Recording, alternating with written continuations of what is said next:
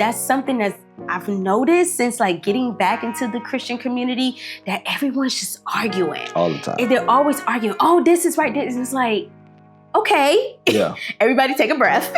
Yeah. You know what I'm saying? We all are trying to get into heaven. Yes, we all want to help one another, but we have to do it with love. You know, like, honestly, if you didn't hear them say the word Jesus Christ, you would think that it was just a regular world. To be honest, you would think it was a regular Twitter thing, because it sometimes feel that way. Like, okay, I understand. And you may very well be right. You'll always hear us say, we're reading through the Bible, okay? Yes. So yes, you may have read ahead. You may know a lot more than us, even in the comment section, but do it with grace, because we all should afford people who may not be as mature in their walk some grace. Yes.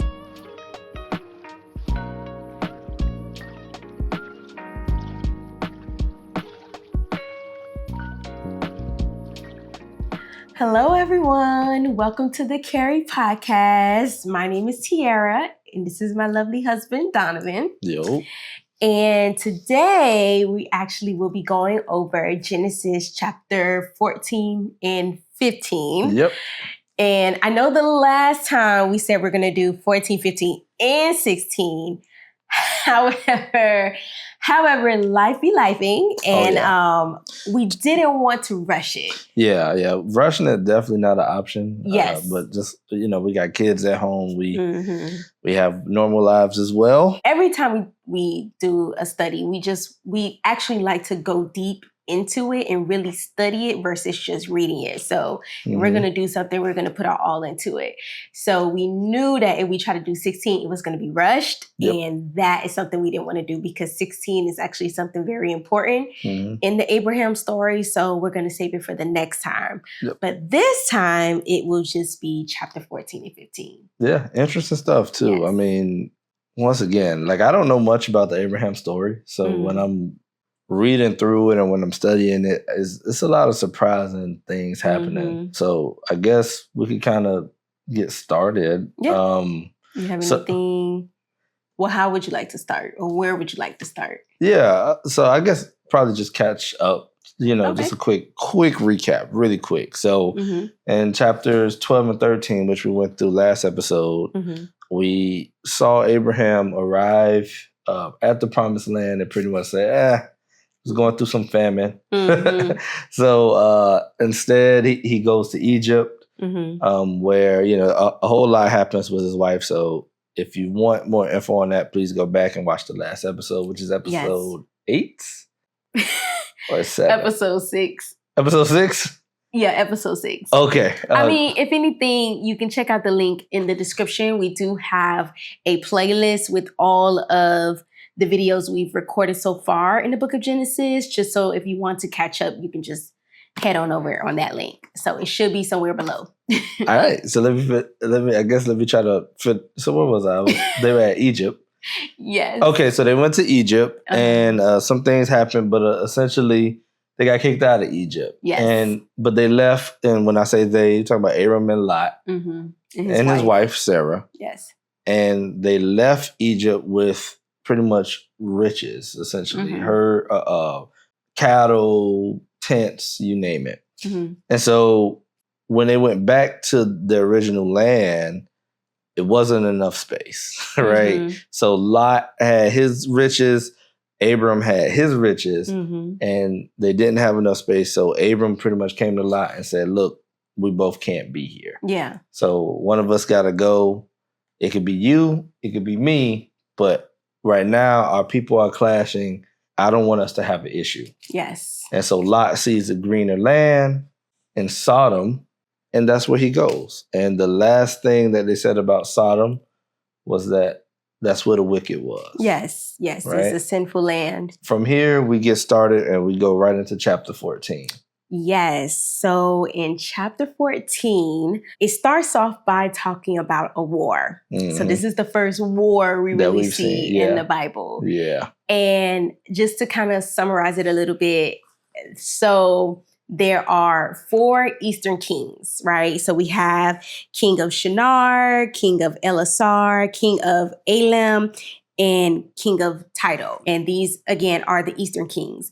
And then you have the 5 Canaanite kings who live in the land of Canaan. So this is the king of Sodom, the king of Gomorrah, the king of Admah, Zeboam, and Bela, right? So it's 5 of them. And basically 8 of the kings all answered to the king of Elam, which is, I believe his name is Kedorlaomer. I've been practicing, y'all. It is Kedorlaomer. No, I was gonna say you said it with the right, the right name. I was just gonna say it's the one that starts with the CH because it's very hard. Yeah, based on it looks so like she actually looked up how it was pronounced. Yeah, because when I could tell you when I was reading it, I was saying something. I had to look it up because I'm like, how do you pronounce that? Yeah, but yes, so Kedorlaomer. It's the name of the king of Elam, and they all answered to him. So for about 12 years, they were under his ruling. And then in the 13th year, the 5 kings who ruled over the land of Canaan decided that they were going to rebel. And that was the South. Correct? Yes, they were, considered the South. Yeah. So then the next year, the following year, so this is the 14th year, the 4 Eastern kings decided that they were going to go back into the land of Canaan and take back control and suppress the rebellion against them. So they start attacking all of the cities, the people, the kings, and they start traveling south. I think they turned around and made their way to the Valley of Siddim, which is near the Dead Sea, from my understanding. And at this point, they end up meeting up with the 5 kings. And at this point, they go to war. They end up actually beating, and when I say they, the Eastern kings end up actually beating the 5 Canaanite kings. Of the South. So the East beats the South. Yes. So the East beats the South. And in the process of them winning that battle, they end up going into the lands and taking people and things like that. But they end up going into the land of Sodom. And when they went into the land of Sodom, they end up taking Lot and his possessions. Yes. So here's Lot. Lot is, again, the nephew of Abram at this time, point, right? Which we will know later as Abraham. So they end up taking his nephew in the possessions. And this is when things take a turn. Right there, when I was looking at it and I was just like, I don't know. What immediately came out to me, number one, this felt very Game of Thrones. Yes, right. Right. Like I'm reading it and I'm like, wow. I'm like in my mind, I'm looking at Game of Thrones. Yes. Right. But outside of that, the lesson, right, when I seen that Lot got taken in his possession, like you have to be careful with the proximity to wickedness. Because when you're around people who doing wild things, these type of things happen. And we all have been there, right? Like your kid, especially when you're a kid, you're around somebody and just by association, you get in trouble, or just by association, you get pulled into some mess, you name it, right? I'm not going to go into details, but this happens all the time. And how many people get arrested about this type of stuff, right? Yes. And just for being there. Just for being there, Which is very unfortunate. I mean, how many times have we seen it, just this person was riding with this person in the car, this person did something crazy in the car. They coming home from college and they end up being in a situation with people back at home. Yeah. When you in proximity to that wickedness, right? When you're in proximity to those people, which Lot was, right? So he's looking at this land and it looks greener, right? And a little bit of him inside, the greed inside was like, well, that looks good, right? I want to be over there. And though the people around there were doing stuff that they had no business doing, he still was, hanging out there. I mean, he lived there. He chose there to live. And so my people used to say, when the police come, like, everybody go. They don't care. They're not making no difference. And here it was the same. When the East came, right? They started taking everybody. They took everybody. And as far as we know, Lot is not caught up in this war, right? Lot didn't have anything to do with it because he seemed to be a wealthy person. So we wouldn't have known, is my point. He would have had people to send to war, but it don't seem as he did. But his people still got wrapped up in it. And his possessions and himself even got taken as prisoner. So yes, moving forward. So one of the people end up escaping from the king, right? The Eastern kings. And it happened to be an ally of Abram. So he goes to Abram and he basically tells Abram that his nephew is captured, right? So Abram he loved his nephew, right? It's clear as Just that day attachment. that he has an attachment to Lot, right? Yeah. So he's loyal to him. It's his family, right? Mhm. We see this from day one, right? Ride or die right Ride here. or die. And I wonder if it's just really because, like, okay, he know that Lot lost his father. Maybe he feels responsible for him.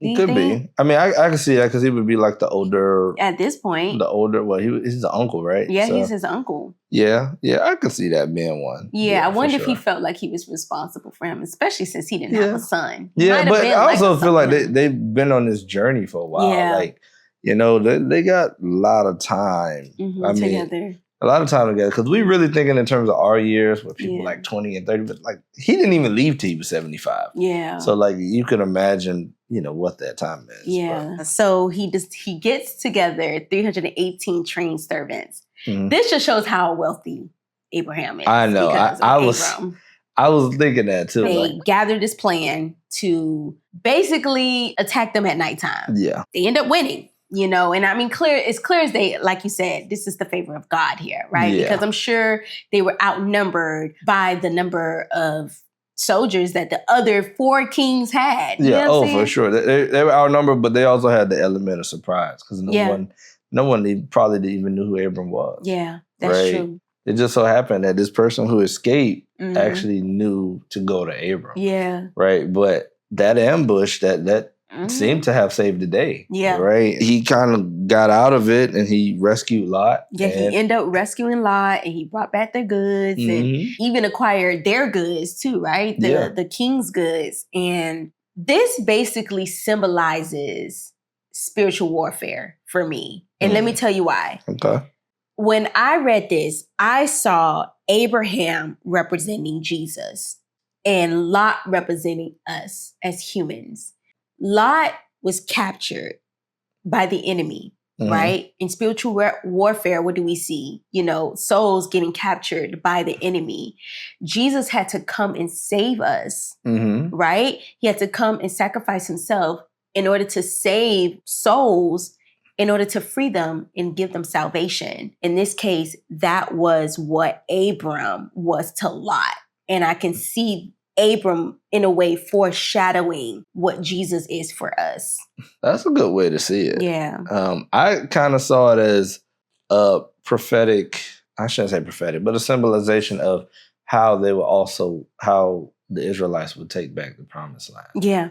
Right? Uh-huh. So here you have Abram, who to me obviously represents the Israelites. Yes. And pretty much going in and taking the land back. And like you said, acquiring more than what they already had. Yes. So, but I think it's all it could be, yeah. I mean, I think it's symbolic of everything, because it's really just this kind of rescuing of Lot, right? And I think it also kind of shows how sometimes, God got to come get us out of the nastiest situations that we got ourselves in. Exactly. Right? Like, that's pretty much what happened. Like, yes, because when you think about it, Lot was in the land of sin. Yeah. What is that for people, for us humans, right? When we're in the land of sin, we're literally giving ourselves an open door for the enemy to capture us, right? And it takes for Jesus to be like, I mean, think about it. Like, even for us, right? Like, before, we were definitely not, you know what I'm saying? Yeah. In the kingdom of God, for sure, right? It took for Jesus to come and save us, for us to be like, oh. Yeah. Like, oh, we didn't even know. Like, a lot at least knew he was captured. Most times, people don't even know that they are captured by the enemy. And sometimes they don't find out till the last minute, and sometimes they never do. Yeah. And sometimes they don't find out till they're saved, like in our case, right? Then it was just kind of like, oh, I feel lighter. Yeah. Something's different. Yeah, it's definitely a spiritual rescuing. Yeah. Right? Because, like, I wouldn't say anything physically changed in our life that led us down this path. Yeah. Not so big, but there was literally something you could feel. We felt it. Yeah, you felt it. There's a sense of peace. There's a sense of, okay, it feels like I'm on the right track. Even when things get challenging, the way you handle those problems, how you feel about them, how you deal with them. And then you also see how he moves and, just things like that. It's just like, we wasn't seeing those things before, right? You just become a little bit more sensitive to his voice and just sensitive to him. So I think in this case, that's why I truly do see this situation being very symbolic of what is happening for us today when it comes to the spiritual realm. Yeah. For sure. Okay. So, all right. So now, once again, Abram got to rescue Lot behind. Yes. So he rescues Lot, right? And get all of his things. And then Abram actually meets up with two kings. Yep. Right? So we had the king of Sodom, and then you had the king of Salem, which is Melchizedek. Is it Melchizedek? Melchizedek. Yes. Mm-hmm. So I say Melchizedek. So okay. So yeah. So you have the king, which is also a priest, Melchizedek, and then Melchizedek. Melchizedek. Okay, whatever. All right. Melchizedek. Yes, y'all know what she means. and then the king of Sodom, which we know Sodom is the land of sin. Yeah. So you have a king of sin, and then you have the king of righteousness, the king of peace, right? So yeah, and I guess that's one good point to talk. So Melchizedek, when I was doing my studies, they weren't, at least according to these scholars, right? They weren't sure if Melchizedek was his name or a title, right? And that title would mean King of Righteousness. Yes. Right? And okay, I'm sorry, I didn't mean to stop your point. No, you're fine. Did you have anything else? No, we can continue. Okay.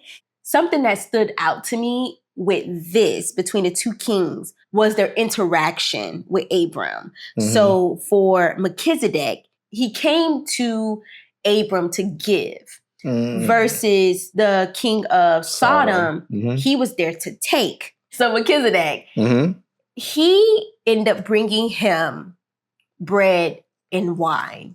Very familiar, very right? Telling, very telling, yes. Yes.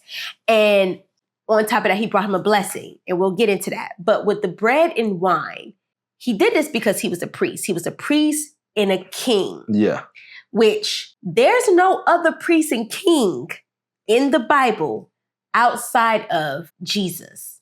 Oh, Jesus is referred to as a priest and a king. Oh, that's good. After Melchizedek, God actually prohibited any other king from being a priest. So it was either you were a priest or you were a king. That's true. So God made an exception for him. That's But I thought it was interesting that he came to Abram with bread and wine. Yeah. Which is the same thing that Jesus did with his disciples. So, oh, my bad. No. So one thing, it's crazy because I went there too. I automatically went to Jesus, but for another reason. So, of course, the bread and wine, it stands out. It's a sore thumb in this thing, right? And one of the things that I would say I noticed, so I'll tell you what I noticed and then what I researched. So what I noticed was, okay, we're in the land of Canaan. Yes. Right? We're talking about these guys are Canaanites here. Yes. Who is this king that serves God? Yes. Because we're talking about the Canaanites. These guys don't serve God. Yes. And so that stood out to me. So then I started to do research. And one of the things that was pointed out was every other person in the Bible that we've seen up to this point that serves God, we know their lineage. Yes. We know who they were born from. Yes. We know how they died.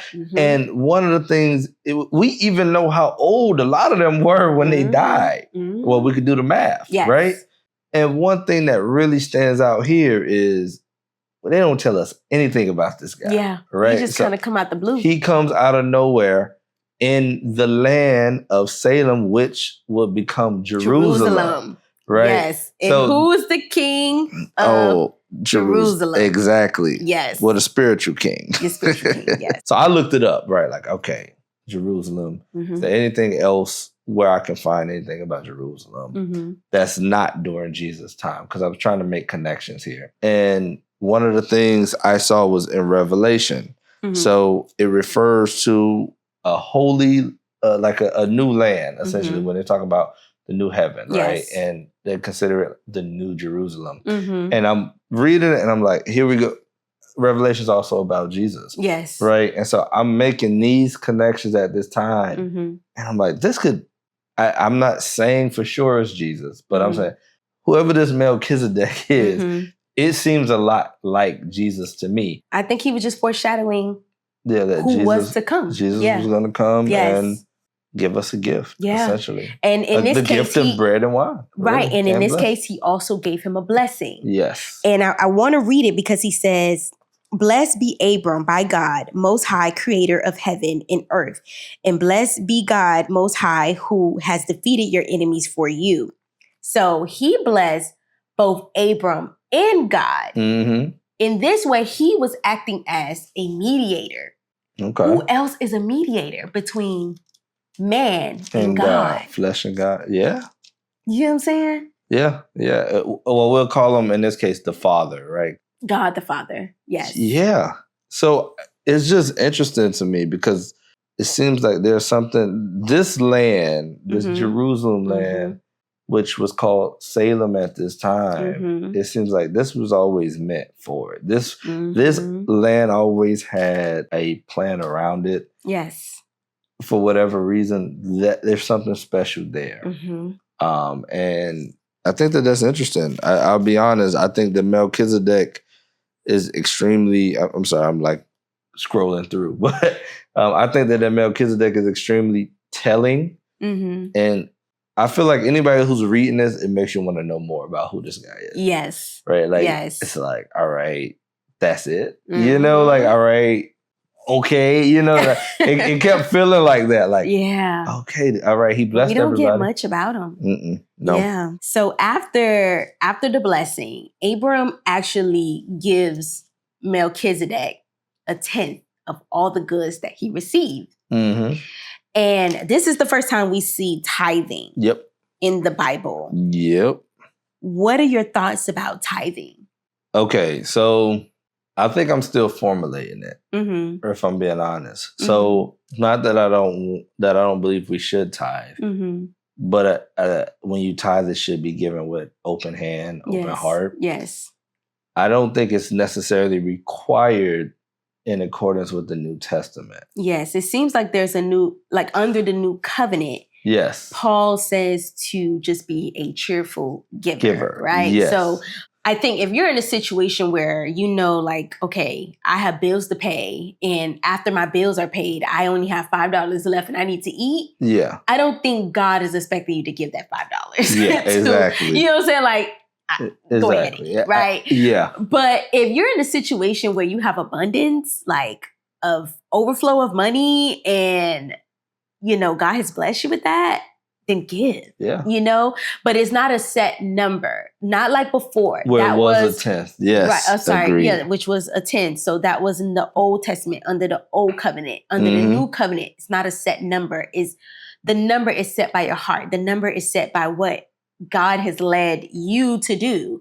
So if you feel like God is telling you to give a tenth, give a tenth. If God is telling you to do more, then do more. Yeah. But if you feel like God is saying do less, do that. So let me ask another question. Do you think that tithing does it always have to be with money? Right. So in today's time, do you think that that's kind of something that we always have? All right, it's not tithing. Like, is service considered tithing? I mean, I don't know. I mean, mostly you either have service or money. Yeah, I think or doing good deeds. Honestly, I think in today's society, yes. Yeah. In a way, if you have it. Now, let's say if money isn't something that you can give, then yes, I feel like. So are you saying that you think service is not tithing?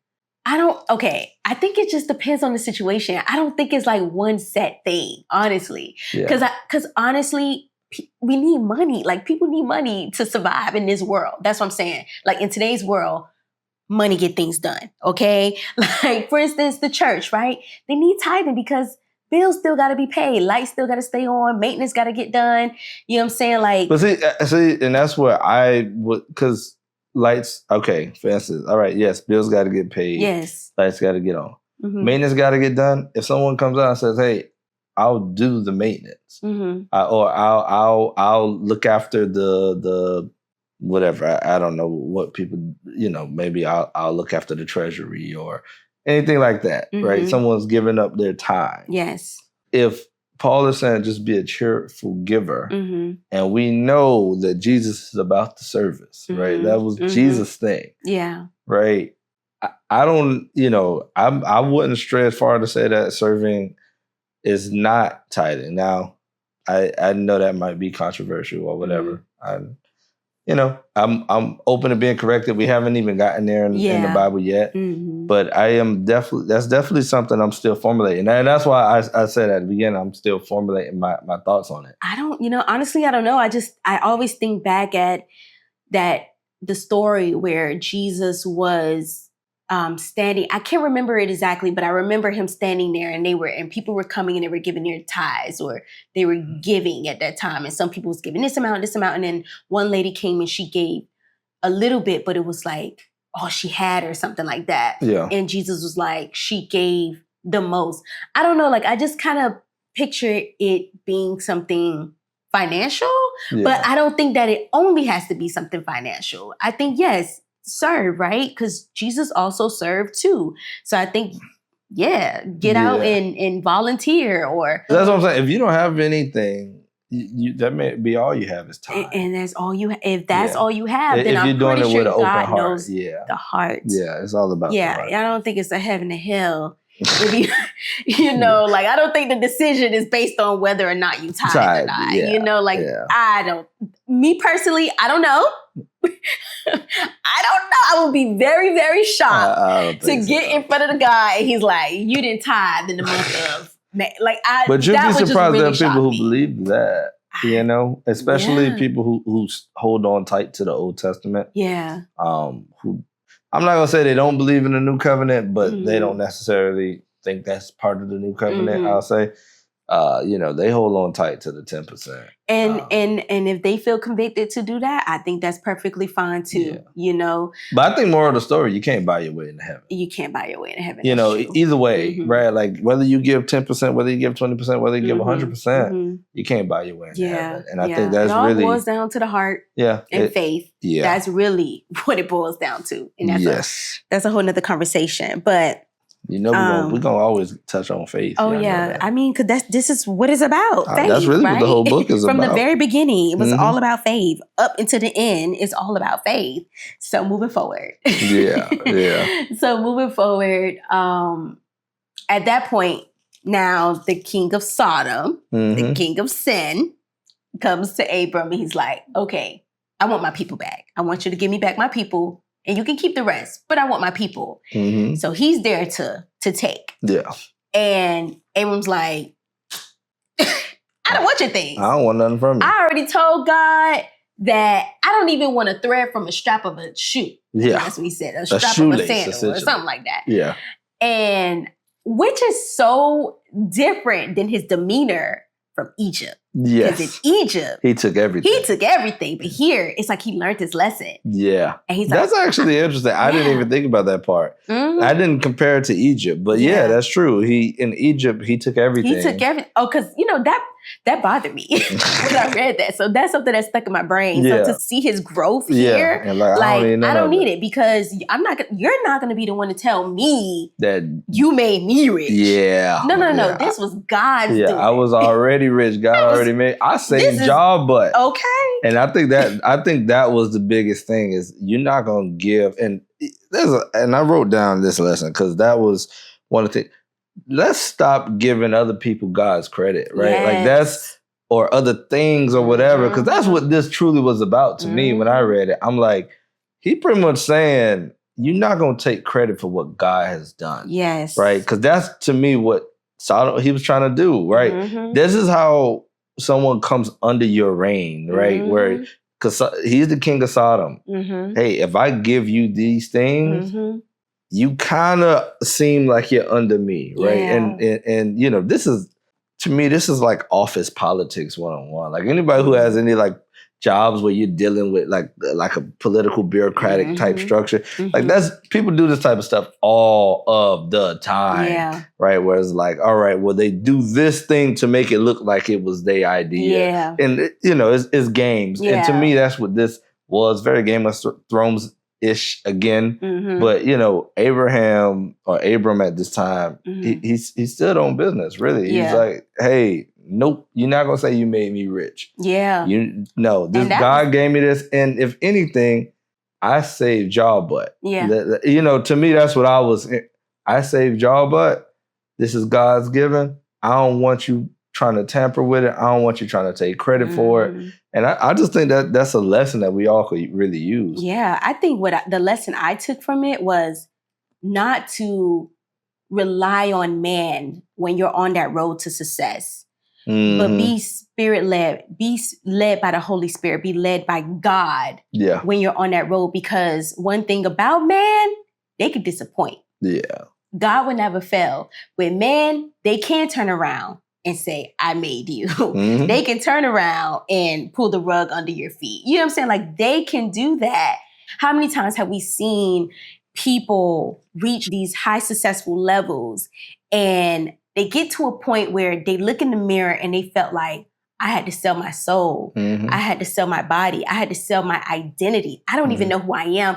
And they just start spiraling down. Yeah. They start, well, I think that's why I was about to say that. I think that's why you see such a heightened drugs and alcohol and continuous partying. Because, they try to numb they can't themselves. face themselves. Yes. Right? They can't face themselves. And that's one principle I've always tried to live by myself is just, all right, when I'm making a decision, can I look myself in the mirror after? If I can look myself in the mirror after and be proud of the person that's standing there, then I'm okay with the decision. Exactly. If it feels like I can't do that, then that's probably a no. And I think that's, people do anything sometimes for money. In this climate, fame, clout, clicks, right? And so one thing, for me, it's just, your character got to be there. You got to have a code that you live by. You have to have certain values that are unmoving. And for me, my values is, does it align with Christ? Does it align with God? Like, I need to, I'm going to be led by God. So if it goes against anything in this book, then we can't do it. No. It's a no. Yeah. It's true. Again, right here, Abram's like, listen, my success comes from God and God alone. And that is honestly need to be every Christian goal, right?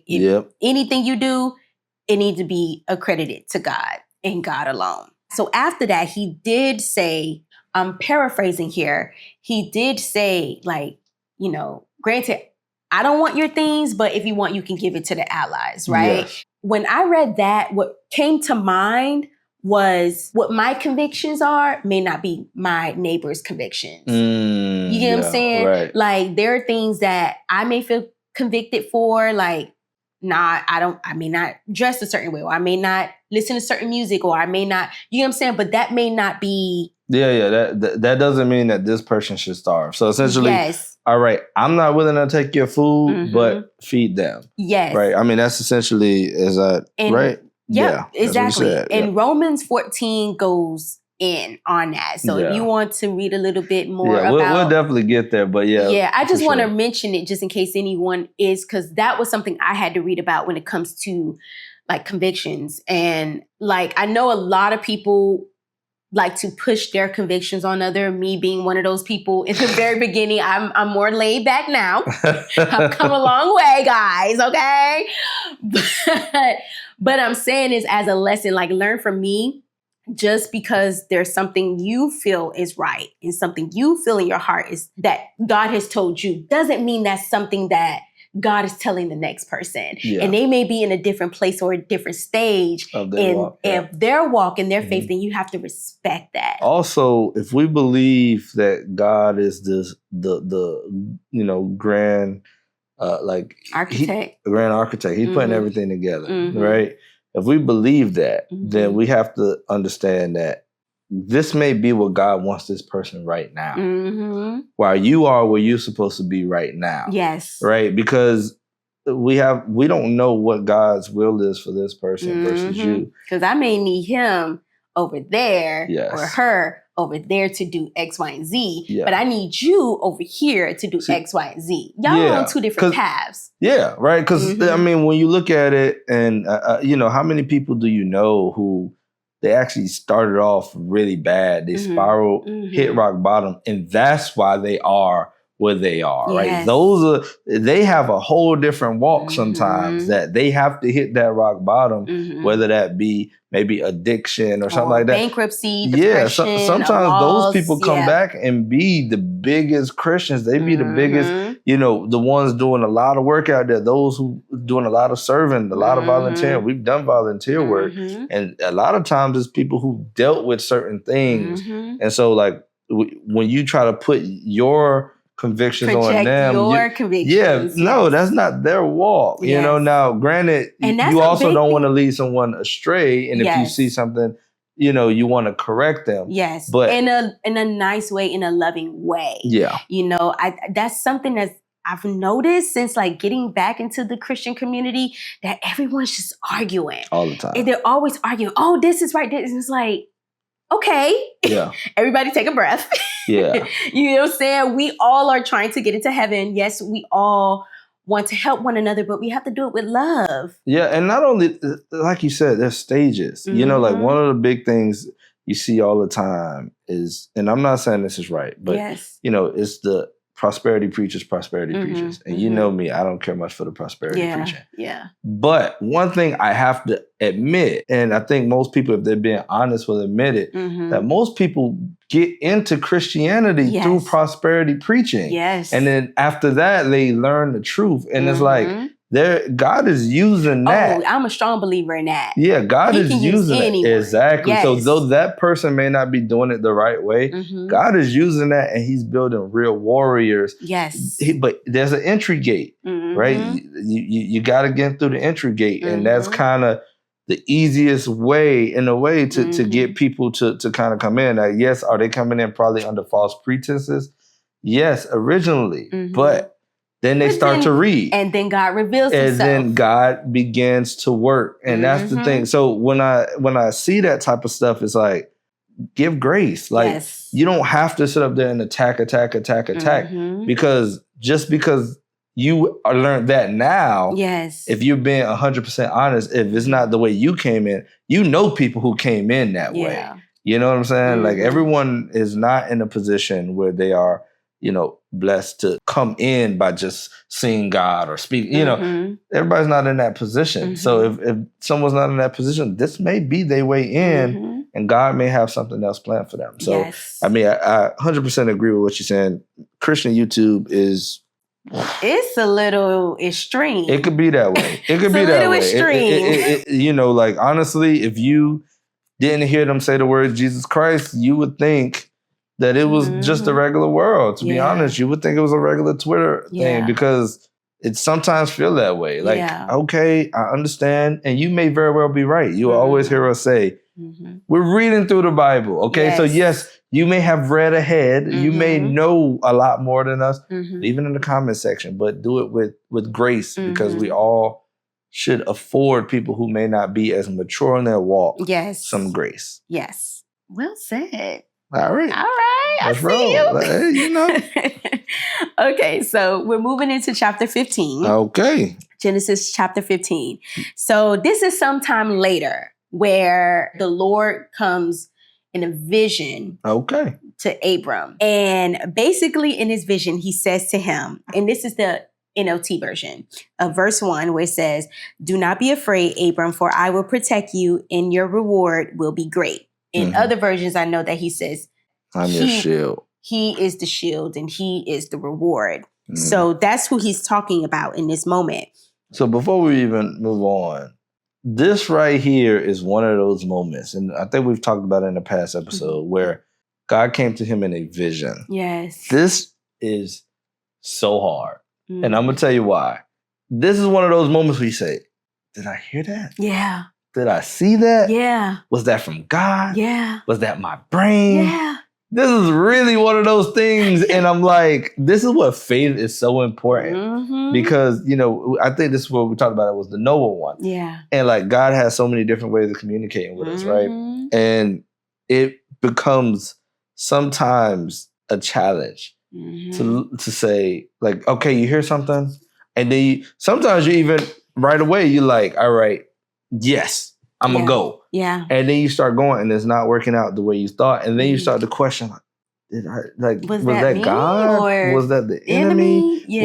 Was that me? Was that And that's one of those really challenging things. I know right now people are saying, okay, so what's the answer? Yeah. I wish I had a better answer, but I just think I think you gotta go back to your word. I think you gotta go back to your word, and I think you gotta listen for confirmation. Yeah, I'm about to say, I think that's the best thing to do is just ask God for confirmation. Yeah. And he gives it. We know that, right? He does.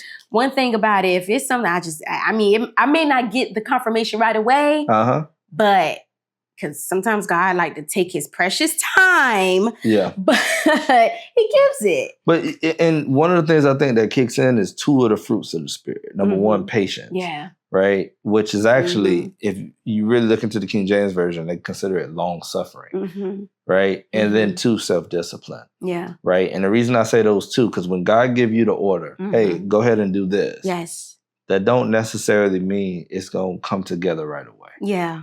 And that's where the real faith kicks in. And that's where you really start to get tested. Yes. Especially when it's like changing course. Right? Because sometimes you think you got the answers and then God's like, yes, do that. Yes. And now you're like, all right, God, are you, you kind of want to say, are you sure? Like, all right. And then you proceed down that path. And then, in my experience, you don't hear nothing for a while, and you're like, then that's when the doubt starts, and that's what the enemy like. Yeah, that's where the enemy thrives, because that's where the enemy, he's like, all right, now let's see what you made of. Okay, and I think God's doing this. Like, now let's see what you made of. Yeah. Right? Like, all right, are you really? Yeah, just like Job. Like a lot of this comes to place in Job. Yeah, I know. We like to refer to, but that was such a. Yeah. That story is a whole nother level. Yeah. And it's just such a good example of faith and just your faith being tested. And even Abram, his faith is consistently being tested. Yeah. Is he always passing? Not so much. Well, now he's seeming to pass. A little bit better. Yeah, he's getting a little bit better, somewhat, but we'll get there. Yep. I just wanted to point out, like, right from verse 1, we see the vision, and I'm like, okay, this is. I just thought that was interesting that they used the term vision, because sometimes when we think of a vision from God, we think of like this kind of thing where people's eyes turn white and they just see this thing, and it's so clear that it's from God, and it's so. I'm like, that's not always the case. Yeah. Like sometimes it literally could be you close your eyes and you see something very vividly, right? Or sometimes you can hear. I mean, oh man, the times and I'm like, wait a minute. That wasn't my thoughts. Like that didn't sound like my thought. Like and so like there are things like that happen that are, you would say supernatural, right? And oh, God made me a true and faithful believer when he revealed his voice to me, and soon gave me the confirmation that was him. Yeah. And then at that point I knew. Like, I think he allowed me to hear his voice in that moment so that I knew that his words were true. Yeah. Because before I always questioned, well, how were they able to write the Bible? How were they able to, even down to Moses? Right. I think it's 1 Timothy, right? It says everything is inspired by. Yeah.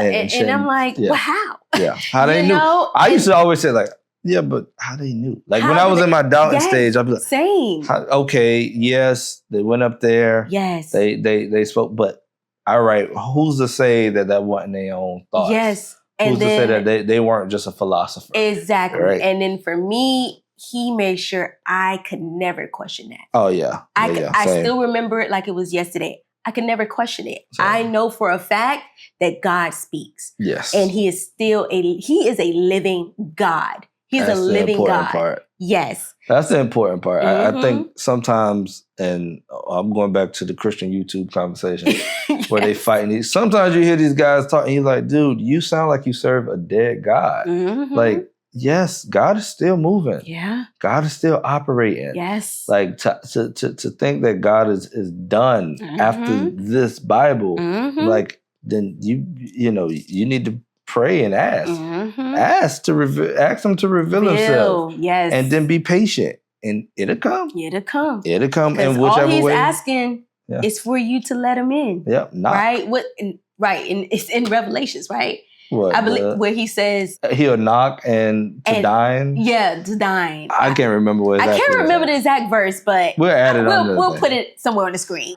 However, God is just asking for us to let him in. Yeah, it's all about faith. It's all about faith. When you read this Bible, and I know we've done gone on a few tangents. I know, sorry, y'all. I think it's important. Yes. It's truly about faith. And that's really what this Bible is. It's not about getting everything right and everything. It is not about trying to be perfect. I mean, you want to walk righteous, yes, but it's all about faith. What do you believe?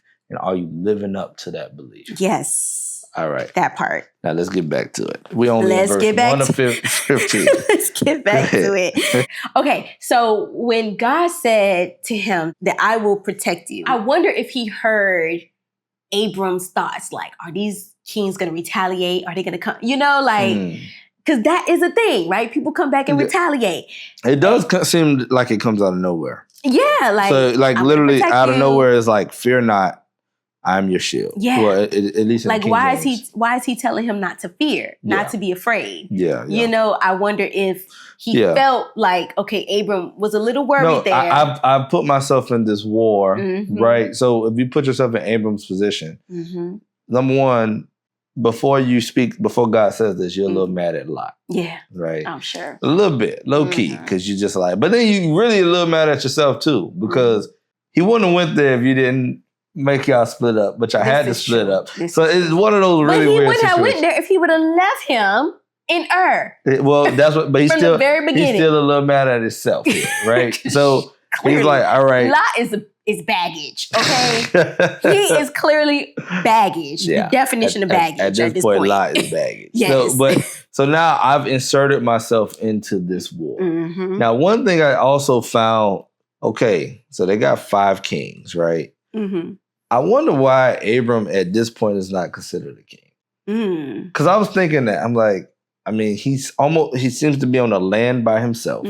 He has people who they report to him. They serve him. Yeah. I'm like, wouldn't that kind of be considered a king? But that's neither here nor there. The point I was making was that position. Well, no, the point I was making was, I think is because he saw God as the king. Is what I was getting at. Wow. He didn't see himself as a king. So he never acknowledges himself as a king. Nice. But that's not necessary. But I just was curious about that. Yes. So, okay. So immediately after God give him this promise of protection and this reward of himself, Abram's mind goes straight into doubt. He's like, this is human flesh, right? Yes. I'm paraphrasing here.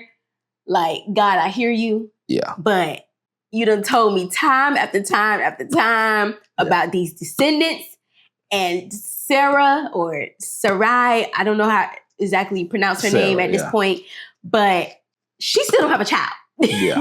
And I'm old. And I'm getting old, okay? So I hear you, God. But where is my child? And he starts to... Now, what's funny, just to give more context for those who didn't read it, which we always encourage you, read it for yourself. Yes. But verse 1, God says, fear not. In verse 2, he starts to doubt. He immediately starts to show his frustration. Yeah. Like, listen, I don't have a child. Like, if I die, the only heir I have is Eliezer. Yeah. You know what I'm saying? Yep. What was interesting to me was, God's response, like, no, it's not going to be your heir. It's going to be from your body. But what I took from that was, it's okay to question God. Yeah. It's okay to lay your burdens, your frustration to him, which is something when I grew up, I will always hear, never question God. Did you hear that too, like growing up? I don't remember. I don't remember hearing that specifically, but I know it was implied. So and I think what happens is we put our own twist on, right? So I think they probably originally started trying to teach, have faith. Yeah. But then over time, it turned into how we see adults, right? Because we grew up we grew up with, you seen and I heard. You don't really question your parents like that. Your parents tell you to do something, you do it. Yeah. So it's the way we saw authority. There we go. We see authority, and we see it today even. Like, we see it with police stops and all that. Like, there's a way that it's expected for you to approach authority. Yeah. And so I think that when you're looking at God, who is the ultimate authority, if you're not paying attention, or if you're not reading the Bible, you could definitely walk away with, no, you should not. You should never question him. Yeah, but we see Abraham doing it. He's doing it, and it's just the human in us. Sometimes we have questions. Yeah. See, one of the things I think that we have a hard time understanding is the spiritual things that are happening around us. And God sees those things. Yes. So I think the reason God may not have a problem with us questioning is because he knows we can't see everything. Yes. He knows it. So it's like, just be patient. Yeah. Relax. Yes. Because understand, I got this lined up for this, lined up for this, lined up for this. In Abram's case, it's not gonna be your servant. It's going to be from your body. Okay. I got so he gave him the confirmation that he needed. So God basically tells him, like, look at the stars. As many stars as you can count, that's how many descendants you're gonna have, right? Same thing with the dust earlier. Same thing with the dust, right? Yeah. It's gonna be many. Just trust me here, right? 1,000 years is like a day to God. What is 1,000 years to us? It's like a day to God. It just goes to show that his timing is different from ours. Yeah. And again, like you're saying, there's so many things that's in play, right? That we can't see behind the scenes. And it could be like, God testing our faith. It could be God just trying to prepare us for what it is to come. And it may be some other things that need to be in place before whatever it is that he's promising us, or whatever it is that we're asking, needs to come into play. Yeah. So I think it always boils down to just trusting his timing, because his timing is for a reason. So how do you think, like, what advice or how do you handle that, right? Like, so I'll just give an example for me, right? Like, one of the things I always try when I'm in this like waiting season, or when, there's a time where I know I need to be patient, right? And one of the things that I always try to kind of keep in mind is, all right, well, number one, I think reading scripture helps a lot. Yes. Because it kind of gives you a version of relativity, right? Like, all right, this person had to wait for this. This person had to wait for this. It's a reminder. Who am I to think I don't have to wait? But I also think there's something for me, the mindset of, it's not about the result. It's about how you got there, right? So what I mean by that is, you're looking, like, I'll give an example. Let's say you want a new job, right?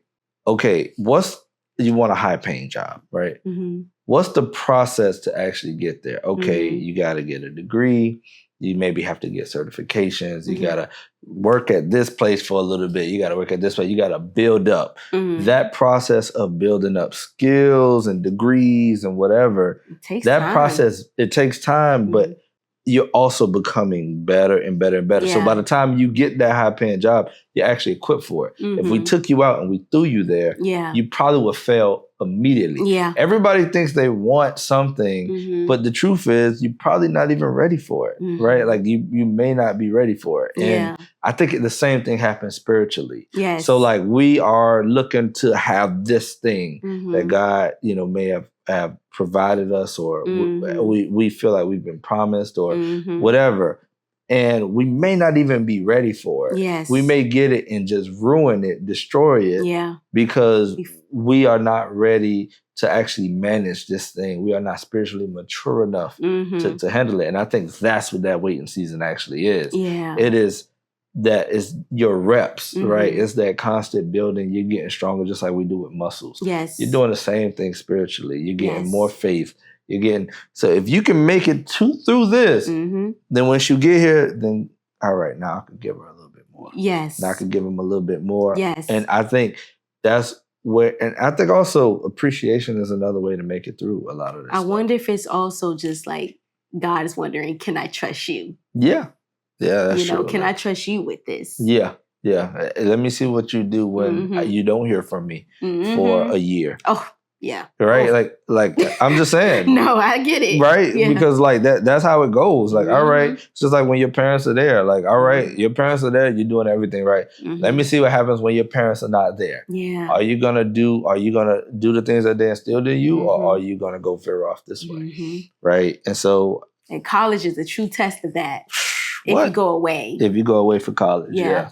For sure. For sure. I mean, we seen it. Yeah, we experienced it. You see some people thrive and some, they don't do so well. Yeah. Yes, so before we go. But just to go back to you saying you have to go back to the word as like a reminder. In the next verse in chapter 15, verse 7, God says to Abram, then he said to him, I am the Lord who brought you out of Ur to give you this land to inherit it. He had to remind him, like, I'm that same God. Yeah. Don't forget about me. Don't forget. Don't forget what I am. How far I have brought you. That's something that happens so often. Oh, man. Yes. It's so crazy. So to me, sometimes we give more credit, or we remember things sometimes that people did for us way more than we remember things God did for us. Yes. So like, if you did something nice for me, I will remember it. And if your character came into question, I will lean back on that thing and say, well, no, that person's a good person because that person did this that one time. We can do that for years, by the way. Yes. Right? Like, we can literally go back. There are people who give you recommendation letters and things like that from 10 years ago when you worked with them. Or, you know what I'm saying? And then when it comes to God, you done made it out of how many situations. And as soon as things don't go, you start, I don't know if God love me no more. Huffing and puffing. I don't know if he paying attention. In the shower. He ain't said nothing. Sliding down the wall. I'm telling you, it's so crazy. It's so crazy how fast we forget. God is like, bro, I done brought you out the trenches. How many times? Last week. I saved you last week. Why you still? I woke you up this morning. Did you forget? This morning. Dude, your leg was hurt yesterday. You don't hurt today. You've been cured from that disease. Yeah. You've been brought out of that addiction. Yeah. You got out of that toxic situation. I've saved you how many times? Why do you think we do that? Why do you think we forget so easily when it comes to God? And clearly we're not the only one. Abram clearly is a part of this list as well. I don't know. Maybe we all need memory pills. Yeah, it's just I just think that that's very like, okay, you know what I'm saying? Like, it's like, all right, why do we do that? And I don't. If you don't mind, I want to step back into verse 6 real fast. So one thing, I'm going to read the verse in the King James Version because it really made me link two things. Okay. All right. So the verse says, and he believed in the Lord, and he counted it to him for righteousness, right? Yeah. Meaning the Lord counted his belief as righteousness. Yes. Now, it dawned on me that we talked about Noah and perfect and all of this stuff. And what I got from this verse specifically was the link between faith and righteousness. And I said, I wonder if being righteous is literally just faith. Remember I said that last time? Yeah, I know, but I guess I'm coming over to your side of like, it may just be purely faith. So like when they're saying that this person is righteous or this person walk with God or whatever, it's just because they had a whole lot of faith. Yeah. They believed, right? Yes. And I was like, okay, maybe it's no, it's not about. It's not truly the works. It got nothing to do with the works. It's the faith. To me, it's literally he counted it for righteousness, which to me, we want to be righteous. We want to walk righteously. What I think is the works are only dependent on the faith. Yes. Right? So like what I mean by that is if you have strong faith, the works will come. Yeah. Because your heart is right. I believe that too. Yeah, me too. Me too. Even from the time we kind of went more like we came into the kingdom, the way we operate is completely different. The way we handle things is completely different. The way we think about giving or it's completely different. You know what I'm saying? Like there's not this running tally all the time. Because to me, when you're not operating in the spirit, you be having a running tally. I don't care who you are. Yeah. You like, all right, I gave this person this much money. I ain't gonna ask for it back. But, you know, if I need something, I expect this person to come through because I gave this person this. Then they needed this. You know what I'm saying? Like, you have that running tally in your head. And I think but when you have that kingdom mindset, when you really moving in the spirit, it with an open you're hand. doing it in an open heart, an open hand. You're not even, you forget about it sometimes, honestly. Like, you don't even think about it. Sometimes we just be like, you know what, would that person look like they made, you know what I'm saying? Like, maybe we could do something nice for them. You know what I'm saying? Like, okay, that person may seem like they're going through something tough. Like, let's just do something nice for them. And, you know, we don't expect nothing. It's just like, let's just do something nice. You know what I'm saying? They just look like they had a hard week. They're going through a lot. This thing that happened, let's just do something to try to bring a little bit of, you know, joy or something. I just think the way you think is different. And that's all because your faith has grown. Once your faith grows, your actions will follow. Yes. And it's not the way, it doesn't work that way, the opposite. Just because you got the actions don't necessarily mean that you have the faith, i.e. the Pharisees. Bingo. All right. There you go. My bad. Just take us back. Yeah. No, but that's okay. It needed to be said. So let's go forward.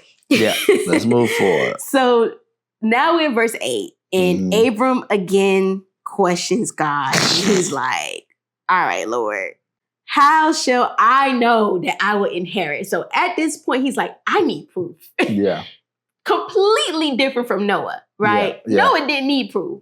God gave him the word and Noah ran with it. He just moved. Here, Abram's like, I need proof. Yeah. I need something, God. Give me something. And so at that point, God's like, all right. He responds by saying, okay, I'm going to make a covenant. Yes. So he gives him instructions. A pinky promise. He's making a pinky promise with him. Because he can't just take his word. He's like, I need the pinkies to come. Right. Remember when we was kids, we used to do that? Like, that meant something more. Yes. Like, you pinky promise? Pinky promise? Yeah, that's what this is. But so God is pretty much saying, all right, you need the pinky promise. Let's do it. He gives him instruction and he tells him, okay, I need you to get 5 specific animals, right? And it was and specific ages, right? Yeah. So he said a 3-year-old heifer, a 3-year-old ram, a 3-year-old female goat, a turtle dove, and a young pigeon. And Abram does it, and he splits all of them in half except the birds, right? What was interesting was what happened after, where it stated that vultures came down on the carcasses, and Abram drove them away. When I thought of those vultures, I thought of it being distractions, like fear, doubt, opposition, things that just distract you and get you off course of what God is trying to do there, trying to do with you, the promises. Yeah. You know, because this covenant was to seal the deal for the promise. Yep. And those vultures, for his children. Right. And those vultures were there to just distract them. So he ended up, swiping them away, like, get out, go. And that's how we're supposed to handle those things. Just swipe it. Even Jesus had to tell him in the wilderness, right? Get out of here. So, backhand. But just hit him with the backhand. But that is literally what the enemy does. Yeah. He will try to come in the middle and just cause distractions. This is supposed to be a sacred moment between him and God. And here's the enemy coming, trying to just do the most. So one thing, just hearing you speak, because I didn't think too much into it, but that actually is a good point. Why else would they point it out? It had to have some importance. I knew it. I'm like, no, this is there for a reason. Yeah. So one of the things that, as you were speaking, I'm like, okay, that to me just shows that's just temptation, right? That's things like temptation, just like you said. Like the enemy is. When you start to see the enemy come around, when things start to go wrong, it's because you're doing something right. Does that make sense what I'm trying to say? So like when you're on that right path. That's how I know too. Yeah, when you're on that right path. Then you know like, all right, this is the enemy's last shot right here. Try this is him before the promise comes. Yes, this is his last try because that means things are going. that means he can see you moving closer in the right direction. So what he got to do, he got to try to stop that. Right? He's monitoring the whole time. We know that. And never it's not only just like, doubt and fear, but sometimes it's people. Oh, yeah. Sometimes it's the people in your circle, the people that's close to you. He will use whatever he can to get you off course, to distract you. Now you worried about this person, you worried about that person. You got to go over there and be with, like you all over the place. Yeah. When God has instructed you to do something over here. Yeah. And that was that moment for Abram. So let me ask, do you think, and I'm just spitballing here, but all right before this happens, Abram kind of is letting, in my opinion, he's letting the devil in with his doubt. You get where I'm going here? Yeah. So now he's kind of giving a little bit of an opening here for these vultures, right? Because it's like, dude, God already said it. Now, I know I'm saying, dude, like it's that easy. Yeah. It ain't easy. It ain't easy. We know that. This man is an old man. His wife is an old lady. Yeah. It's easy to say when you outside the situation. We just reading it, right? But when you in it, it's a lot different, right? It's people who live in our world today dealing with that. You know what I'm saying? Dealing with like not sure if they're going to have a baby. And, and you know what I'm saying? And they're working on it. So we know it's not easy. People try for years sometimes. Yeah. So, but I just was curious about that. No, I definitely agree. That was definitely the enemy just slipping in. Yeah, just like, a little bit. A little bit of whisper here and there. You sure God gonna give you that baby? You 75 years old. What do you mean? At least. Because he was 75 before he left. This is true. So I don't know how old he is at this point. But yeah, that's definitely the enemy creeping in. And the vultures was the last try. Yeah. The last try in this case. Okay, so as the sun went down, we know that Abram falls into like this deep sleep. And then God comes and he prophesies to him. And he basically tells him what will happen to his descendants. Yes. So God tells him that his descendants will be enslaved for 400 years in this country. And then, which we would later know was Egypt. Then God will punish that country. Yep. And then his descendants will come back and inherit the land that he's currently in, and they will have great wealth. Yep. Why do you think that God specifically chose Egypt to be the land that the Israelites will be captured in? If we know that God is in control of everything, why do you believe? This is where there's a very interesting conversation to be had. Yeah. Because, okay, we got free will. We know that. Now, I think the interesting question is, like, so I'll use this as a good example. He said they're going to be enslaved for 400 years. Yes. Is God going to make them enslaved for 400 years because he's trying to get a certain result out? Or is it that their free will is going to get them enslaved or everyone's free will is going to get them enslaved for 100 years? And he's just speaking prophetically to him. And I think that's, to me, I always wrestle with it because that's the conversation really of destiny versus what to me would be like free will. Like, all right, is it that our path? Yeah, is it that our path is already laid out, or is it that we have the free will? Now, I lean to the side of we have free will, and things are actively moving. So, though God is always in control, I think we know how it's going to end, but the way we get there could be different. Right? I don't think that that's necessarily in stone. I would love to. I don't know if anyone has the actual answer. You know what? I question this because he's specifically talking to Abram, and I wonder if it was due to the encounter that Abram had earlier, where he went into the land of Egypt, and then he, basically accept the possessions from the Pharaoh. And, he was there in that land with the pagan gods, by the way. Okay. Like, I wonder if in a way it was kind of like a punishment because we know, and I mean, maybe not at this point, but there's times in the Bible where God will punish your descendants for your actions. So I wonder if this was one of those situations where Abram, you're not going to slide for what happened to Egypt. I didn't forget. I mean, I love you and I chose you, but this is a part of the punishment that's going to happen here. But I don't know. I think we should table it, because once we get there and we start to see how, I think we may get a clearer answer. Yeah. So like, I mean, that was one question, but I also wonder if it just needed to be done there, because.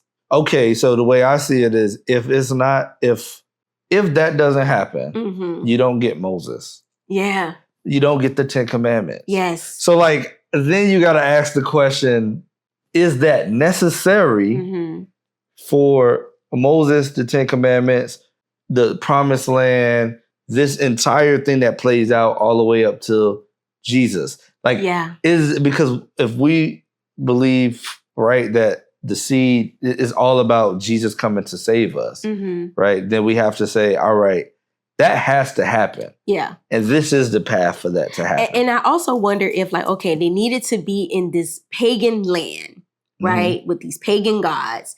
And God wanted to show the Israelites that he was more powerful than those pagan gods. And he does that with a few the times. Passover. Yeah, and that happens a few times in the Bible. Like, I was reading 1 Samuel, and it's when essentially the Israelites are fighting the Philistines. But, the Ark of the Covenant, which is supposed to hold God. Yes. They take it. The Philistines actually take the Ark of the Covenant and they put it in their temple with their god, Dagon. And the first time they come in there, the Dagon, whatever it is, like the statue, I guess, the idol, whatever it is like on the floor bowed to the Ark of the Covenant. And then they pick it up and they leave it in there, and then it destroys it. The second day they go in there, it doesn't exist in it. Like it got exploded. Wow. So like there's definitely, God has his moment where he just like, let me show them let me show them what they just did. Who's the God of all gods? Yeah, and we didn't get there yet, but like there's other stuff that happened with the Ark of the Covenant. Yeah. It's actually kind of crazy. When you just like, yo, God was really in this box. Yes. Just like, I wish you would. Like, it really was that. Like, to the point they was like trying to give it away. They like, yo, I ain't having it in my city. Yeah.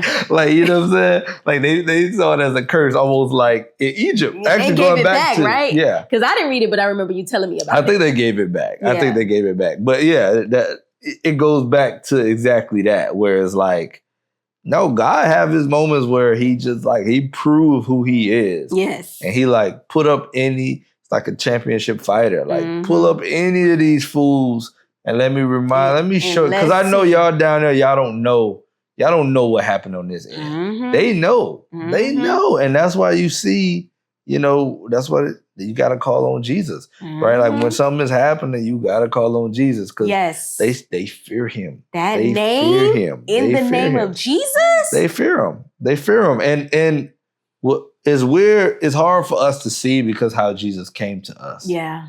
Right? Jesus came so polite for them. At least that's how he's told. Yeah. Right? I mean, I think he had a little bit more fire than they actually give him, because when you read the Bible, he's like, oh, he was a little. Yeah, like he ain't play no games. He wasn't this little flipping tables. Yeah, he wasn't a pushover like they kind of preach him to be. Yeah. But when you read in the Bible, it sounds like these guys got a fear. Like, and we see when you read Revelation, you're like, oh, they don't want no parts of that. Yeah. So, because anyway, you know what? I'm going off on a big tangent. Let me come back. Okay. Right. Okay, moving forward. Yes. So in verse between 17 and 19, Abram did, split the animals. So Abram did split the animals at this point. What he begins to see is this smoking pot, right? From mine, it says smoking fire pot, and then also a flaming torch that is going through the animals, right? Yeah, through the pieces, because he divided them. Yes, he divided them. Yeah. Which was very telling that this is God. Yeah. So they actually refer to God being smoke before in the Bible. So if we look at Exodus 19:18, they mention smoke being in Mount Sinai, which was the presence of the Lord. Yeah. And then fire as well, which we know in Exodus 3:4, when Moses encountered the burning bush. Yep. Right. So when we look at this is showing that this is God going through these pieces here. Dang, I ain't even catch that. Peep that, yes. Yeah. So one thing that stood out to me was Abram was watching this. Mm-hmm. And typically in the old ancient rituals, like the two parties will walk together through the pieces together, because that's their covenant that they're making they're with doing each it other. Together. Yep. But God himself walked through it by himself without Abram. And what it's telling to me is that God was like, I'm going to make this covenant. Yeah. You don't have to be a part. I don't need you to sign this covenant, because whether you fail or whether your descendants fail, my plan, this covenant will not fail. Yeah. My word will come to pass. This will come to pass. Yeah. And all Abram had to do was accept it by faith. Yep. That's all he had to do. And of course, I'm going to bring it back. The other time when we see this happen is when Jesus died on the cross. When God had made another covenant with us, the new covenant. Yep. Where we on the outside, right? We don't actually have to do anything. We are only on the outside. We didn't have to sign anything. Yeah. All we have to do is accept it by faith. Dang, that's just a bar. like Abram had to do in that moment. That's a bar. God. That was good. Yeah. That was good. That's another very another revelation. That entire breakdown was really good. Right. Yes. So you took way more from that than I did. I did. It's just, hey, revelations be coming. But yeah, I think it's so interesting because it goes to show like so little is required of us. Yeah. Right? Like, and we make it so complicated. We make it so complicated.